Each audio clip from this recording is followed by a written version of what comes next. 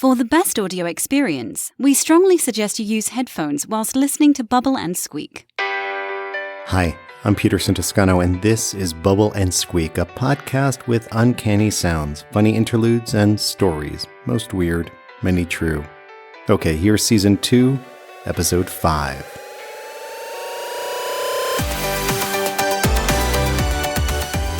Our show today comes in 3 parts.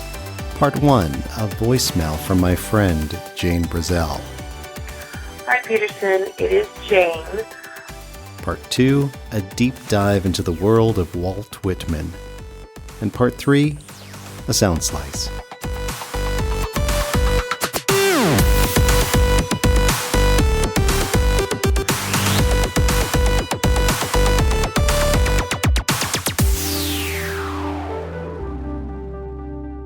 It's been a little over 4 years since my friend Jane Brazel died suddenly of a heart attack. We were both born the same year, and we both survived anti-gay Christianity. In addition to the many memories I have about Jane and the times that we were together, I also have a handful of voicemails she left me through the years. Like me, she was not afraid to leave a message in character. Yes, this is Lobelia Zerubbabel from the Society of Women in Only the Right Kind of Ministries. And we would like you to call our executive director. Her name is Jane Brazel. You might want to say Brazel, but that would be wrong. It's Brazel. So if you could give her a call, we would greatly appreciate it. And we just want to say that we have missed the dear Elizabeth Jeremiah, and we hope she is well.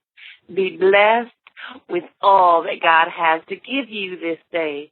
Goodbye.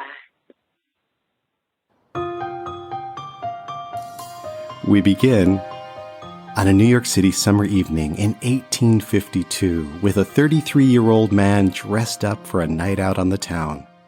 This unmarried man struggled to find his way in the world, having failed at a variety of professions: teacher, print shop operator, freelance writer.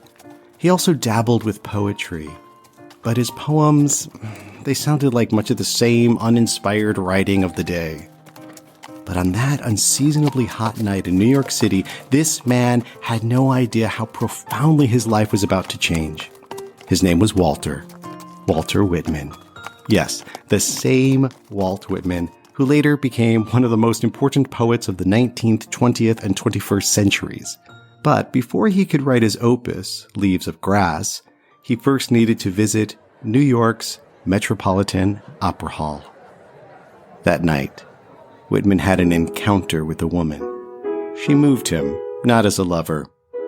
No, what shook Whitman that night was not love, but art, in the form of a voice, the voice of Madame Marietta Albone, the great Italian opera singer on her triumphant American tour. Whitman had been to the opera many times before, but had heard nothing like this. Without flair, Albone sang clear and strong. And as Whitman listened, deep inside, his creative soul stirred.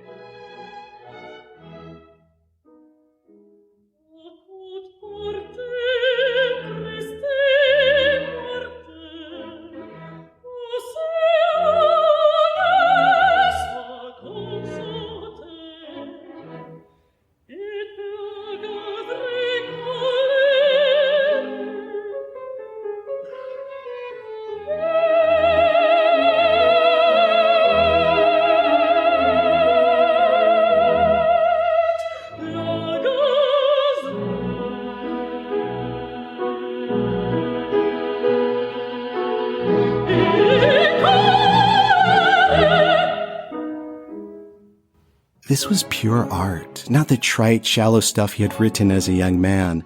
That night, Whitman had an apocalypse, the Greek word that means a revelation.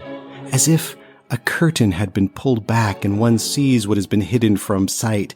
This vision jars one awake. And that night, Whitman awoke.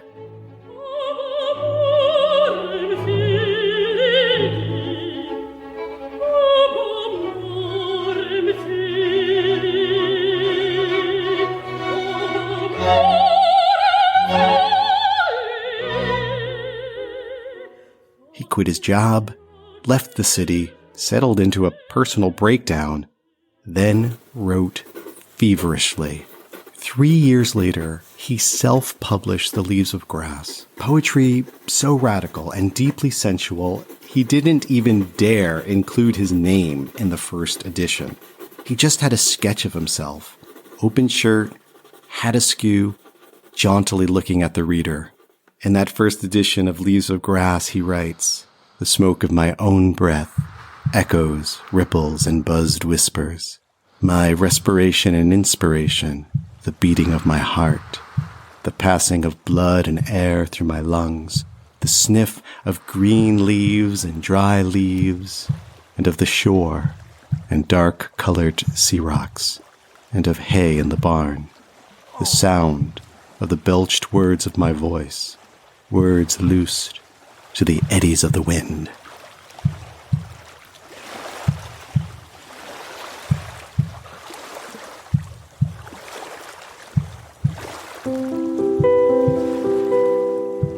Walt Whitman found his voice at last. He took seriously his role as a prophetic poet, and likely he would have kept his hands covered in ink until he faced a second apocalypse. In 1861, 6 years after he first published The Leaves of Grass, the American Civil War began. By its end, in 1865, over 600,000 soldiers died, the largest number of casualties of any American conflict. Whitman was a pacifist of a Quaker background and already middle-aged, but while visiting his wounded brother in an army hospital, surrounded by the groaning anguish of the war-mangled young men, seeing hundreds of amputees and boys dying from infected wounds, Whitman's eyes opened to the need around him. He wrote that he felt a profound conviction of necessity. For the remainder of the war years, Walt Whitman volunteered as a nurse, visiting soldiers in the many army hospitals, writing letters for them, bringing small gifts of food and books, sitting by their bedsides, holding them as they died in his arms, providing comfort however he could. He wrote, "These hospitals, so different from all others, these American young men, badly wounded, all sorts of wounds, operated on, pallid with diarrhea, languishing, dying with fever, pneumonia. Will they open a new world somehow to me, giving closer insights, showing our humanity, tried by terrible, fearfulest tests, probed deepest, bursting the petty bonds of art. To these, what are your dramas and poems?"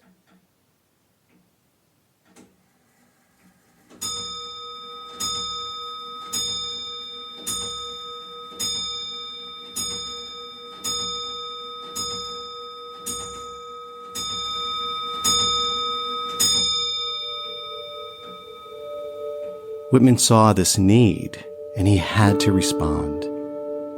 And when we see need like we see today around coronavirus, the physical suffering, the economic hardship, in a way we have a choice. We could hunker down and get in our bunker and close up our hearts and protect ourselves. And self-protection is, of course, very important. But we could also open our hearts to show empathy and love and generosity. As I think about climate change, as we look at the impacts of climate change over time, we're going to see more and more extreme weather events, more and more people displaced who are brokenhearted, who are injured, losing home, losing work, and the need for us to look after each other will only deepen over time. Dr. Natasha DeJohnette, who has been on the show many times, is a public health expert. And she often says, climate change poses the greatest risk to public health. It is also the greatest opportunity to improve public health.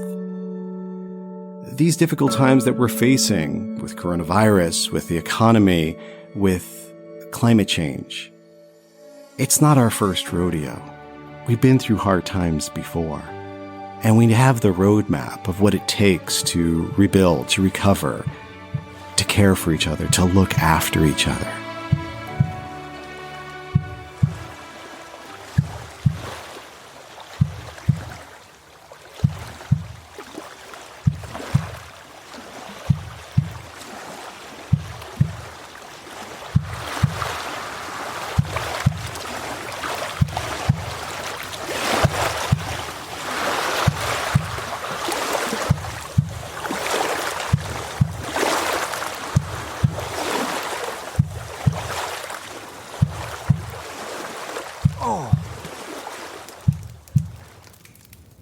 Let me set this scene for you. I'm in Lake Huntington, New York. It's the end of December 2020. I'm getting ready to move to South Africa with Glenn, and we had people over for a bonfire, including my cousin Dennis. And this evening was extra special because after everybody left and Glenn went to sleep, Dennis hung out. Dennis is 5 years older than me, so he's always been in my life. In fact, his family lived right by my family when we lived in Connecticut and then later when we moved to the Catskills. And his childhood was difficult. His dad was an addict, and he did sober up later in life and was much beloved in the recovery community. Dennis himself was very open about his own recovery. He'd been in recovery since 1983. That night was especially special because it was just Dennis and me. And at one point, Dennis opened up about his childhood and just how difficult it was there at the beginning, the terror he felt at times. And it just made me that much more proud of him for having pushed through and really made something of his life. It was special and turned out to be precious because last month my sister Maria called to tell me that Dennis was dead. Actually, he was killed by a hit-and-run driver. But for me right now, he's still there, around that fire with me.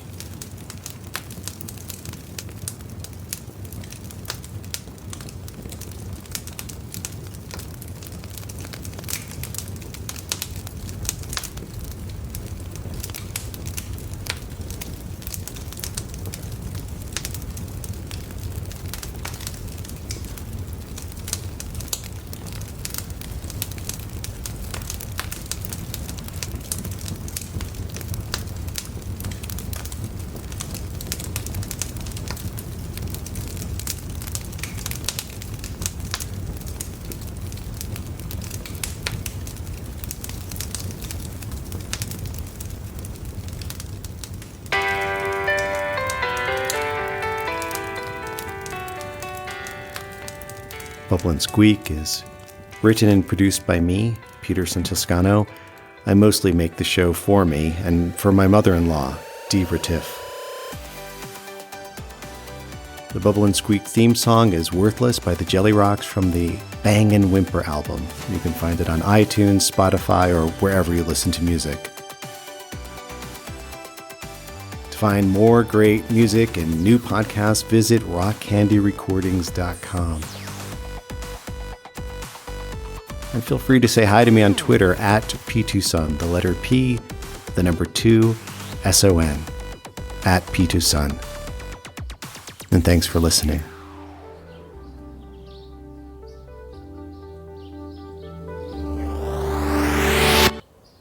For more shows like this one, visit rockcandyrecordings.com.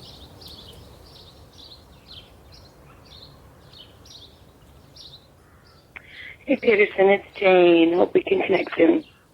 Love you. Bye.